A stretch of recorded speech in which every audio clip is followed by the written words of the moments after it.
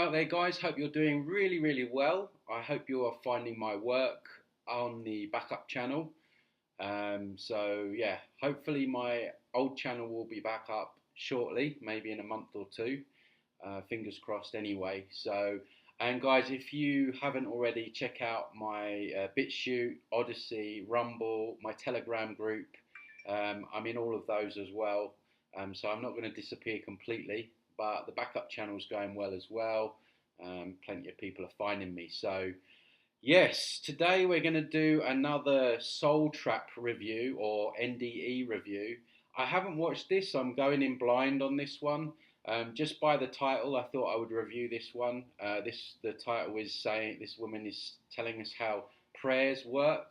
As you guys know, I'm not into prayers. I don't think prayers are helpful. I think that prayers are basically something that some entity is feeding on. That's why it's pray or pray. I've said that many a time. Intention is something different, but we're going to see what she says and break it down as best we can anyway. So before I get into it, if you're new, please don't forget to like, subscribe, all that jazz helps me out a ton. So let's see what this woman has to say. I'm Cynthia Greer, and in 2002, I was diagnosed with stage 3 cancer of the head and neck. At that time, I had become a full-time caregiver for my mother, and I was very concerned that I was not going to be able to finish taking care of her before she passed on.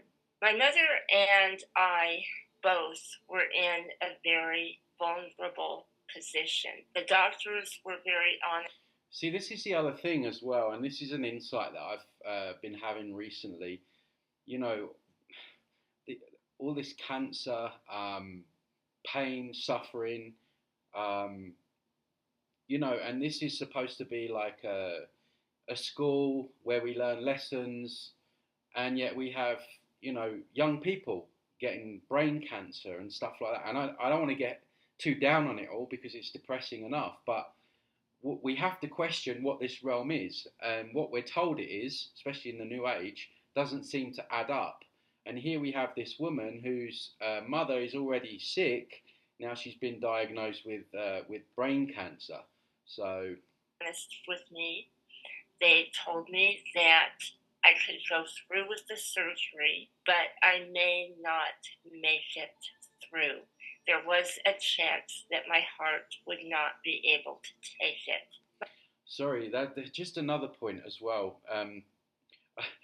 I don't know whether it's because I've been thinking about it and the algorithm picks up on my thoughts. It does that. But I get, at the moment, my YouTube algorithm is suggesting people that are videoing their cancer journey, which is kind of, I don't know. I don't know if I could do that. I understand that some people want to leave memories and stuff like that for loved ones, maybe, but some of it's a little bit strange in my opinion.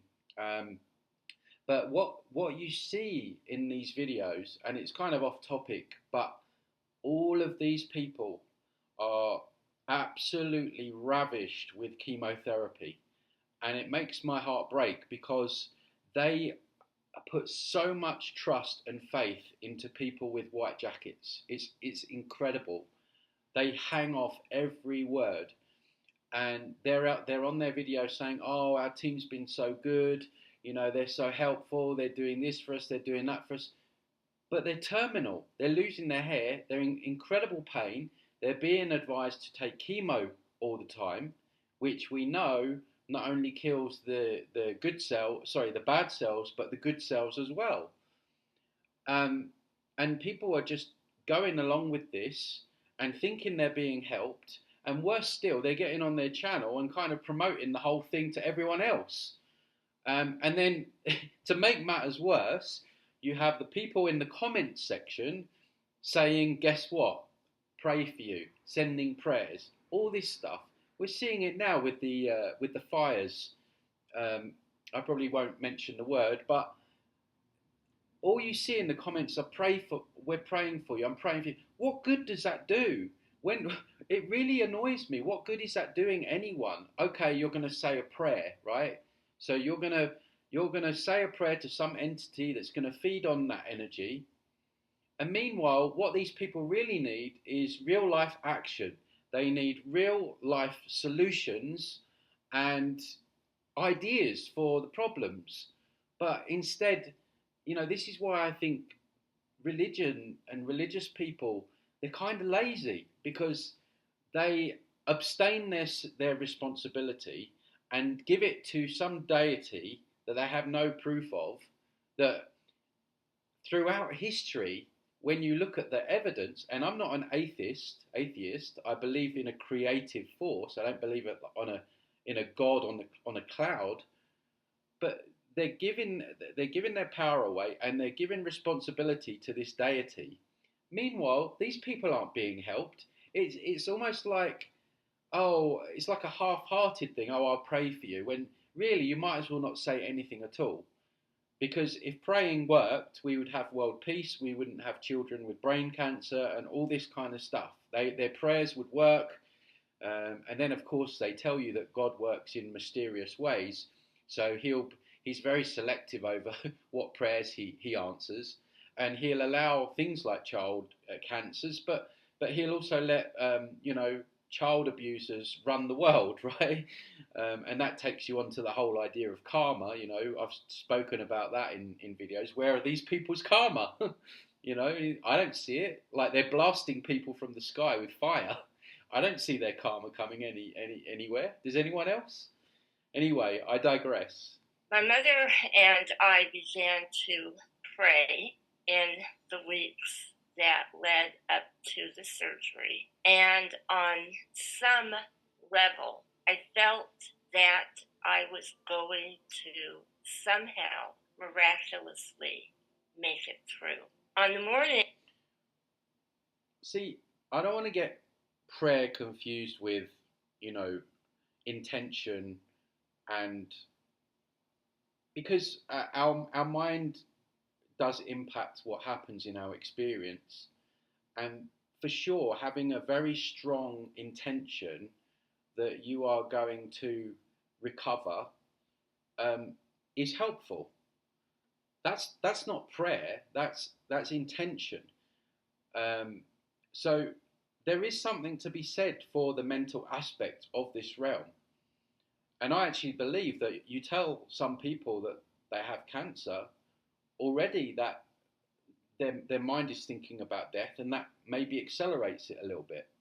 So, of the surgery, I met with the hospital chaplain, and I asked him to read the 51st Psalm just in case I did not make it. And that is the extreme unction that is usually done as the last rite.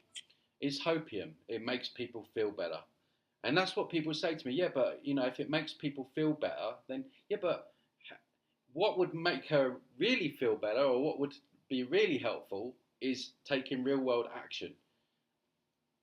For prisoners, as well as others that are beginning to cross over. And the chaplain looked at me and he said, I will do this for you, but I really believe that you are going to come through this.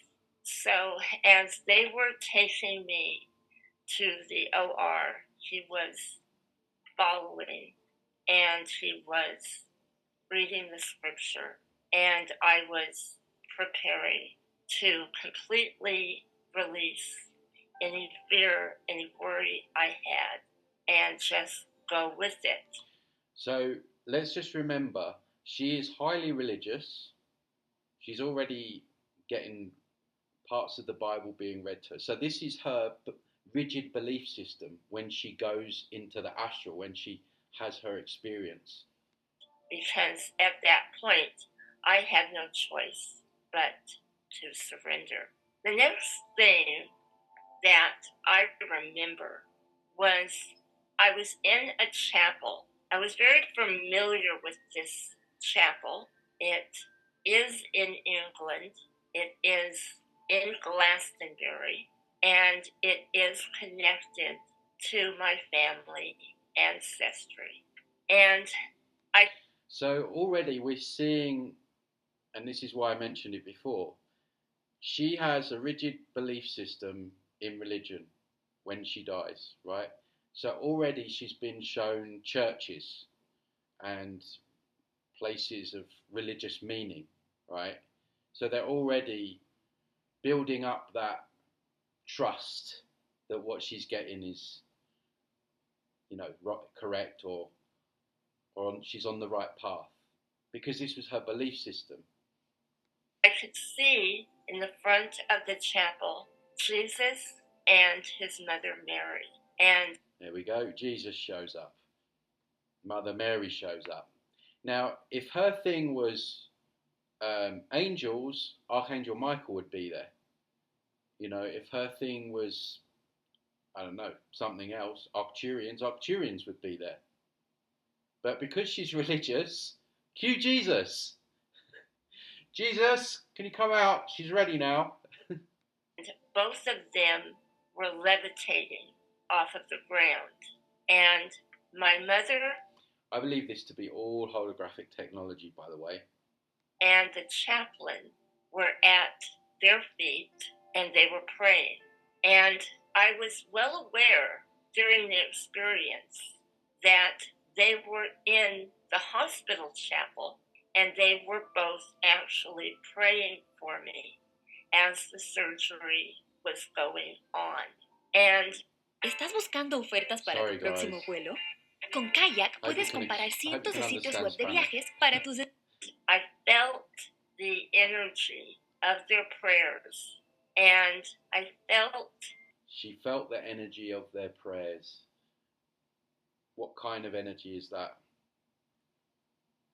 That's what I would ask. Is it false light energy? This like drug that people often experience when they pass? This kind of ecstasy feeling that's very hard for people to turn away from because it makes people feel incredible. The love bombing. Reception from Jesus and Mary. I knew that they were indeed listening to those prayers and that there was going to be a miracle that was going to take place. They'll be listening all right. This is what was going through my mind. And all of a sudden, I began to see pink roses, and they were manifesting out of thin air, and they were falling over Jesus and Mary and onto the chaplain. And you can't deny that must feel incredible. She's just passed over. She's got this deep affinity to Jesus. She's getting roses and petals thrown over her, and she's being love bombed. It's no wonder that people are being recycled round and round again because they're met with such deception and manipulation that ties into the very things that they believe in and love in their physical lives. This is why I'm saying to people, it's so important that whatever your belief systems are, you need to work your way through them. Religion being a huge one, because religion will be used against you like it's being used with this woman. Because what's happened now, she's back down here on Planet Clown World. So these beliefs are matrix beliefs, and they don't care what you believe in as long as you believe in something. And again, sad to say, but I'll say it, this extends to these entities masquerading as loved ones, deceased people, pets even. And so personally, what I'm going to do is, much as I love my family and friends, and I don't have what I would consider rigid belief systems in that sense, I'm going to enjoy them in this lifetime, but I'm going to leave that at the door, and then maybe we meet somewhere else in some other matrix. And I know that's harsh for people to hear. I know it's a hard pill to swallow because, you know, it's natural that we want to stay connected and bonded. And I think consciousness will always, in a way, be connected and bonded with our experiences. But if you take that to the grave and you can't work your way through that, then they're going to be used against you by these entities. And my mother. And the next thing I knew, I was looking at a clock on the wall. It's a hospital clock. And it was 10 o'clock in the morning. And my mother, the chaplain, and one of the surgeons was at my bedside. They were holding my hands, and they were welcoming me back into the world. And I had been in a coma for 2.5 days. I spent 1 week in intensive care, unable to breathe on my own. I had a tracheotomy. I had tubes everywhere, and I could not talk because I had incisions that were from my right ear to the center of my throat and on the inside of my mouth. Following my stay in intensive care, I was taken for recovery to the surgical ward. And I had been there several days, and I was very close to the nurse's station due to the fact that I was a serious case. I really feel sad for people like this because she's been given that experience or shown that experience, and she already was highly religious. She was already knee deep into this matrix program, which is Jesus and religion. And now through this experience, not only has she become someone who promotes the matrix, because through videos like this, she's reassuring people that it's okay. When you pass over, Jesus is going to be there, and it's going to get a lot of souls probably recycled again. So she's being used, which a lot of these NDEs are being used. They're being, a lot of them are being told that they have a mission and purpose to spread this information, and it's very harmful because we know that what she's seeing isn't the full picture. It's just part of the soul trap and the way that these entities masquerade and shoehorn you, guilt trip you with the life review, and then guilt trip you back down, memory wiped, for another round on Planet Crazy. It's inherently evil. There's no other word to describe it. You cannot sugarcoat this information. It's like a bitter pill that once you've swallowed it and digested it, you can move forward. You can feel more empowered, and ultimately you have the potential to liberate yourself entirely from this matrix. But if you are in your emotions and you are triggered and you are rigid in your belief systems, and a lot of people watching this video would have turned off way before I've even said this. As soon as I start calling out things like Jesus, they would have skipped past this video. Those people are in danger of being recycled. There's no easier way to put it. There's no fluff or new age way of saying it. If you don't work out what goes on at the point of death and what you are going to do at the point of death, then you have a very big chance of being recycled back here. And people watching this video, her video, that don't know any better, all it's doing is reaffirming the idea that don't worry, when you pass it's safe and Jesus is going to be there.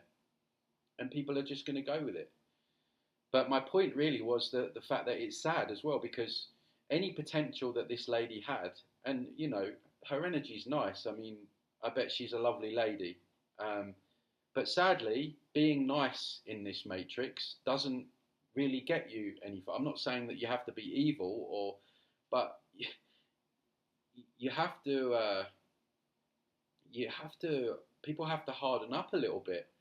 And this lady, through this experience now, is even more entrenched in her belief systems than she was before.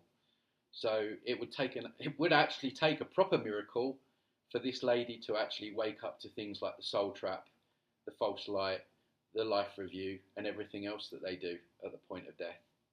Because I couldn't speak, and because I was so incapacitated and dependent on the life support, as well as the intravenous feedings and medications. And one evening, I began to lose the ability to breathe. My windpipe completely closed off, and I began to panic. I knew that there was something wrong, that tracheotomy was blocked. And I was trying to reach my hand to the nurse's station so I could call the nurse. And I was trying to press that button. And I don't remember if I ever made it or not, because I immediately found myself moving upward. And it was as though I was swimming in a very thick mass that was similar to jello. Now, as I was moving upwards, I could see many spirits. I could see angels. Cue the angels. Cue the angels. We've used Jesus. Can we bring in the angels now? I mean, they're all showing up, aren't they? Angels, of course, inherently tied to religious beliefs. I mean, yeah, if you're into that stuff and you see stuff like that and you're getting love bombed, it's very difficult. And I all of a sudden found myself standing in a cemetery. And the cemetery was definitely in Europe. And I could see two men and a young woman standing beside a very ornate, large tombstone. And the men were dressed in full Scottish regalia, which is part of my family history. And I asked them, I said... See, that's interesting, because she seems to have, you know, some strong ties to her family history or her family lineage. And, you know, I'm British, I don't know. There's nothing proud. I'm not proud of my heritage, the stuff that we've done to the world. You know, we've gone to all these countries and basically raped and pillaged them. So nothing to be too proud of about that. But again, I would surmise that because she's got these strong emotional ties, that it's another that the AI algorithm has thought, right, okay, what can we use for this woman? Let's use angels, Jesus, and she's very tied up with her lineage, her heritage. So this could be another reason why these people are showing up in that scene. Has it happened? Have I gone to the other side? Have I died? Because I was very much aware that I was in between the worlds, and everything was telepathic. And they mentally communicated with me that no, I had not crossed over. Can you see how I made a video on my other YouTube channel? It's on my Bitchute. It's still on my other YouTube channel. But I made a video about what I'm going to do when I leave the Matrix. You can look that up. I'm not going to go into the ins and outs of it because there's a lot to unpack. But essentially, the message in that video is your consciousness is like a car. And what these people do is they let other people drive their car. Well, most of them don't understand that they're consciousness anyway. And so what I'm saying to people is, look, you have this car, which is your consciousness. You control where it goes, and you know what happens. But these people, they're waiting to be told. They're waiting on what other beings are telling them to do, and what they're not taking control. And if you don't take control of your consciousness, the matrix will.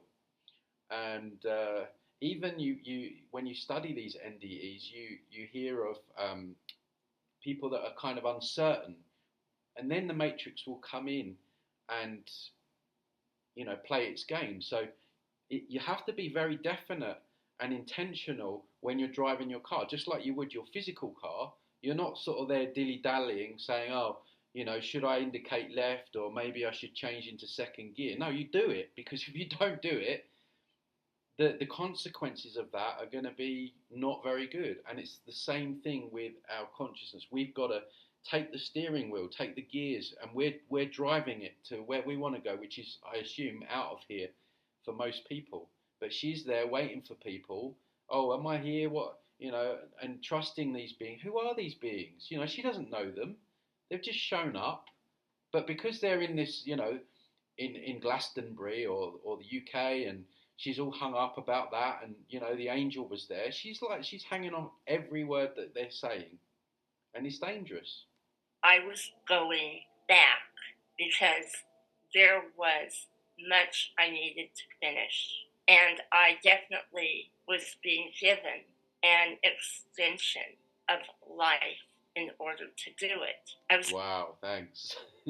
curious about the young woman, and they said she would remain. She was on the other side. With that thought, I immediately found myself back in the physical body. There were nurses and several doctors all around me. I had a very close call. When I came more coherent, I was given the news that one of my cousins had passed on in a car accident several days earlier. And that cousin fit the exact description of the young woman in the cemetery. And I remembered she was indeed my cousin. I had a lot of time to think, and I experienced a lot in the weeks that followed my recovery as I began to prepare for the cancer treatments. And I realized that death is extremely serious. It is. Yeah, it is serious, but not in the way that you think it is. Your version of serious is just, engage with anyone that shows up based on rigid belief systems that you developed in your physical life. It's way more serious than you could ever imagine, which is where the soul trap and the exposure of the soul trap comes in. This is why it's so important to do these videos. A lot more serious than people really understand, because the state that we die in makes all the difference. Exactly. And what you learn in your physical life, you take on when you pass over. And I say it all the time, ignorance doesn't die when we die. If you can't be bothered, or you're too much in your emotions to listen to content like this, you'd rather sit around, watch a Netflix series, and you want to die in an ignorant way, in ignorance, that again is going to be used against you. So what she's saying is actually really true, but she's headed down a cul-de-sac with it. This lifetime. Here is something truly extraordinary. What are you curious about? Mind-blowing science? Fascinating science, that we history have is a drop in the bucket compared to the millenniums and light years that we as souls live on this earth plane. And light years that we live on this earth plane. She's saying we've been here light years, guys. And people say that this isn't a soul trap. From the horse's mouth. Oh, but it's a school. Don't forget. It's where we grow. It's where we learn to grow. It's where we learn lessons. Yeah, right. And then they wipe our memory, so we forget our lessons. And that's the other thing. That's why it's so important to get it right this lifetime. Because if you go through that process again with your memory wiped, who knows when the next opportunity is? And I'm not saying that to spread fear in people. I'm just saying it's like she says, it's incredibly important, but not in the way that she means. And what we do, how we treat others, how we actually live our lives is the most important thing. Yes, you should be a good person. I don't say that you shouldn't be a good person, and you should treat people with respect and everything. But it's not the main goal in this life. The main goal in this life, as one of my subscribers said so correctly, and it stuck with me ever since, is learning how to die properly and learning how this matrix works, how it operates, how we can transcend it, how we can make this experience an enjoyable one before we leave. I just want to make that point. I've made it several times before. You know, this information and this matrix, we shouldn't let it bring us down. We shouldn't let it get us depressed, angry, sad, because that then feeds into the whole thing. So we need to move forward with knowledge. Knowledge is power, and we've got to make the best of it. You know, we can enjoy friends, family, relationships, nature. You know, it's a little bit crazy out there. I'm not saying it's not, but we have to do that. So one of the things that I try to do with this is I try and enjoy my life as well. And I think everyone should do. That we must remember. Because when we exit this physical body, we are going to be faced with our actions, with our behavior patterns. So this is the whole life review. Now, she didn't say that she had a life review there. Maybe she got an insight. But this is what they do. It's the whole guilt and shame, the whole idea of karma. That if you study these life reviews, you'll know that they show people the worst times in their lives where maybe they upset someone. They forget all the good ones. Maybe they show one or two times where they were good, but then they'll really hone in on the times where you maybe had an argument and upset someone. And they'll use it. They'll say to you, "We're not judging you, but you're judging yourself because they're showing it to you on a screen." And then, of course, they get you with the karma, and you know, the idea of hell, right? Well, you know, if you go back down and resolve your karma, you know, you might get to our level next time. Or, well, if you don't want to go to hell, you can go back down, relearn the lessons again, and then the memory wipe, and then you're back round again.